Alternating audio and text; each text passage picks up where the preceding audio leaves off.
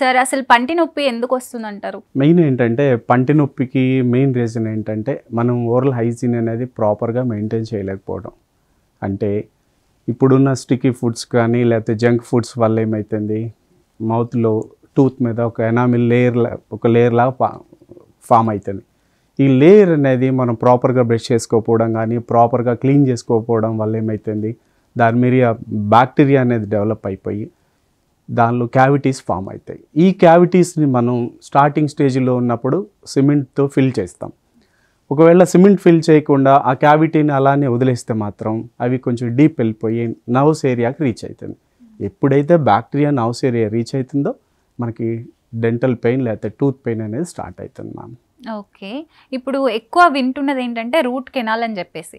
So అలా root canal treatment అంటే ఏంటి, అసలు ఎప్పుడు చేస్తారు అది?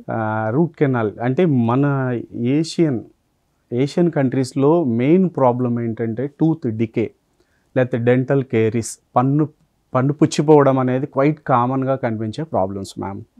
అయితే ఇప్పుడైతే మనం ఇందాక చెప్పినట్టు ఇనిషియల్ స్టేజ్లోనే మనం పిప్పి పన్ను లేకపోతే క్యావిటీని ట్రీట్ చేయకపోతే ఆ ఇన్ఫెక్షన్ అనేది నర్వ్స్ ఏరియాకి రీచ్ అయిపోతుంది. నర్వ్స్ ఏరియాకి రీచ్ అయిపోయి మీకు పెయిన్ అనేది స్టార్ట్ అవుతుంది. ఎప్పుడైతే పెయిన్ స్టార్ట్ అవుతుందో ఆ పెయిన్ స్టార్ట్ అయిన టూత్ని మనకున్న ఆప్షన్స్ రెండు, ఒకటి పన్నన్నా తీసేయాలి, రెండవది దాన్ని సేవ్ అన్న చేసుకోవాలి. ఇప్పుడున్న మన టెక్నాలజీ ప్రకారం ఆ సేవింగ్ ప్రొసీజర్నే మనం రూట్ కెనాల్ ట్రీట్మెంట్ అంటాం. ఈ రూట్ కెనాల్ ట్రీట్మెంట్లో మనం ఏం చేస్తామంటే టూత్ని ఓపెన్ చేసేసి లోపల ఉన్నటువంటి ఇన్ఫెక్టెడ్ పోర్షన్ అంతా కూడా రిమూవ్ చేసేసి లోపల ఒక మెడిసిన్ అంతా కూడా ఫిలప్ చేసేసి మళ్ళీ దాన్ని మనం క్యాపింగ్ చేసుకోవడం వల్ల ఆ టూత్ని రిమూవ్ చేయాల్సిన అవసరం లేకుండా మనం కాపాడుకోవడం జరుగుద్ది. ఎక్కువ మందికి దాదాపుగా ఒక 100లో 60 to 70% పీపుల్కి ఈ ప్రాబ్లం క్వైట్ కామన్గా ఉంటుంది మ్యామ్.